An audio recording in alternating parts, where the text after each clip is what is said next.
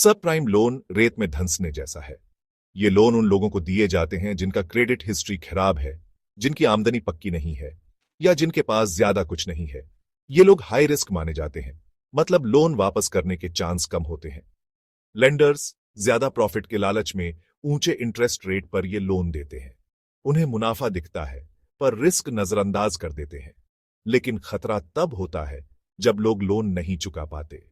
इससे एक chain reaction शुरू हो सकता है जो लेंडर्स और पूरे फाइनेंशियल सिस्टम को प्रभावित कर सकता है।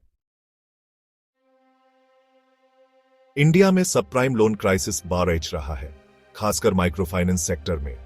यह सेक्टर जो गरीबों को मदद करने के लिए जाना जाता था, अब डिफॉल्ट्स और ओवरड्यू लोन से जूझ रहा है। इसका असर बहुत दूर तक जाता है, जिससे जरूरतमंद परिवार और ज्यादा मुश्किल में फंस जाते हैं। कई लोग कर्ज के जाल में फंस गए हैं। लोन का ब्याज भी चुकाने में दिक्कत हो रही है। रिपोर्ट्स बताती हैं कि कई लोग नए लोन से पुराने लोन चुका रहे हैं, जो कर्ज के जाल का संकेत है। यह हालत गांवों में और भी खराब है, जहां ज्यादातर लोग माइक्रो फाइनेंस लोन पर निर्भर हैं। इंडिया के क्राइसिस और 2008 के ग्लोबल क्राइसिस में कुछ समानताएं हैं, पर कुछ अंतर भी हैं। दोनों में सब प्राइम लेंडिंग और सिस्टेमिक रिस्क शामिल है, लेकिन 2008 का क्राइसिस अमेरिका में सब प्राइम मॉर्टगेज के डिफॉल्ट से शुरू हुआ था। इंडिया का क्राइसिस उन लोगों को दिए गए अनसिक्योर्ड माइक्रो फाइनेंस लोन से जुड़ा है, जिन्हें फाइनेंस की ज्यादा समझ नहीं है। 2008 का क्राइसिस बहुत बड़ा था, जिसने पूरी दुनिया के फाइनेंशियल मार्केट को हिला दिया था। इंडिया का क्राइसिस अभी माइक्रो फाइनेंस सेक्टर तक ही सीमित है। फाइनेंशियल इंक्लूजन को बढ़ावा देने के लिए आरबीआई ने 2022 में कुछ नियम बदले। अच्छे इरादे से किए गए ये बदलाव सब प्राइम क्राइसिस को और बढ़ा सकते हैं। एक बड़ा बदलाव था माइक्रो फाइनेंस लोन पर इंटरेस्ट रेट की सीमा हटाना। इससे लेंडर्स रिस्क के हिसाब से लोन दे सकते थे, लेकिन इससे गलत तरीके से लोन देने का रास्ता भी खुल गया। एक परिवार कितने लोन ले सकता है, इस पर से पाबंदी हटाने से कर्ज का बोझ और भी आराज गया। कम सैलरी और बढ़ती महंगाई के समय ये बदलाव हुए, जिससे चिंता बढ़ी है। सेक्शन 5, कोविड-19 का कहर, सोशल सेफ्टी नेट का टूटना। कोविड-19 महामारी ने सब प्राइम क्राइसिस को और तेज कर दिया। महामारी के आर्थिक नुकसान ने कम आमदनी वाले परिवारों को ज्यादा प्रभावित किया, जिससे लोन चुकाना और मुश्किल हो गया। माइक्रो फाइनेंस का आधार ग्रुप लेंडिंग मॉडल बुरी तरह प्रभावित हुआ। लॉकडाउन और सोशल डिस्टेंसिंग से ग्रुप्स की मीटिंग और लोन रीपेमेंट मुश्किल हो गया।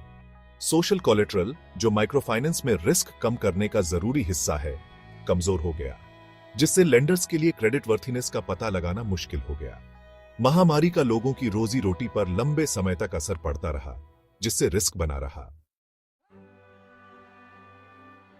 सेक्शन 6, लोन के गलत इस्तेमाल का खतरा, शादियों से कर्ज के जाल तक। लोन का गलत इस्तेमाल भी क्राइसिस का एक कारण है। माइक्रो फाइनेंस लोन आमदनी बढ़ाने वाले कामों के लिए होते हैं, पर कई लोग इसे गैर जरूरी खर्चों में इस्तेमाल करते हैं। आलीशान शादियां, महंगे सामान और सामाजिक दबाव लोन के गलत इस्तेमाल के कुछ कारण हैं। इससे माइक्रो फाइनेंस का मकसद पूरा नहीं होता और लोग कर्ज में डूब जाते हैं। फाइनेंशियल लिटरेसी की कमी इस समस्या को और बढ़ा देती है। कई लोगों को ज्यादा कर्ज लेने के नुकसान नहीं पता और आसानी से मिलने वाले क्रेडिट के लालच में फंस जाते हैं। सेक्शन 7, क्राइसिस से निपटना, समाधान और नियम।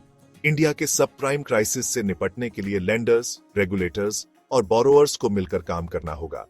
लेंडिंग प्रैक्टिसेस को मजबूत करना, नियमों को बेहतर बनाना और फाइनेंशियल लिटरेसी को बढ़ावा देना जरूरी है। लेंडर्स को जिम्मेदारी से लोन देना चाहिए, यह सुनिश्चित करते हुए कि लोग बिना ज्यादा परेशानी के लोन चुका सकें। इसमें क्रेडिट असेसमेंट, साफ लोन टर्म्स और सही तरीके से कलेक्शन शामिल है।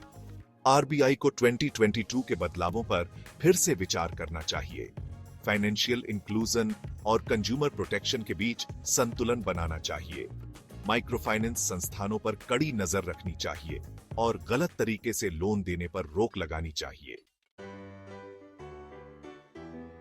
सेक्शन 8, पारदर्शिता और हस्तक्षेप। कई तरीकों से काम करने की जरूरत। क्राइसिस से निपटने के लिए डेटा ट्रांसपेरेंसी जरूरी है। सही और समय पर लोन डिफॉल्ट, बोरोअर प्रोफाइल और लेंडर प्रैक्टिसेस का डेटा सही फैसले लेने के लिए जरूरी है। सरकार को जरूरतमंद लोगों को बचाने के लिए कदम उठाने चाहिए। इसमें कर्ज restructuring schemes, interest rate subsidy या लोन रीपेमेंट पर अस्थायी रोक शामिल हो सकती है। फाइनेंशियल लिटरेसी को बढ़ावा देना जरूरी है ताकि आगे क्राइसिस ना आए। जिम्मेदारी से उधार लेने, बजट बनाने और बचत करने के बारे में एजुकेशनल प्रोग्राम्स लोगों को सही फाइनेंशियल फैसले लेने में मदद कर सकते हैं। सेक्शन 9 निष्कर्ष। एक बड़ा खतरा, एक्शन लेने का समय। इंडिया का सबप्राइम लोन क्राइसिस एक टाइम बम है। अगर इसे नजरअंदाज किया गया तो इसके फाइनेंशियल सिस्टम और लाखों लोगों की रोजी रोटी पर गंभीर परिणाम हो सकते हैं। क्राइसिस को कम करने और इसे बढ़ने से रोकने के लिए तेजी से कदम उठाने की जरूरत है।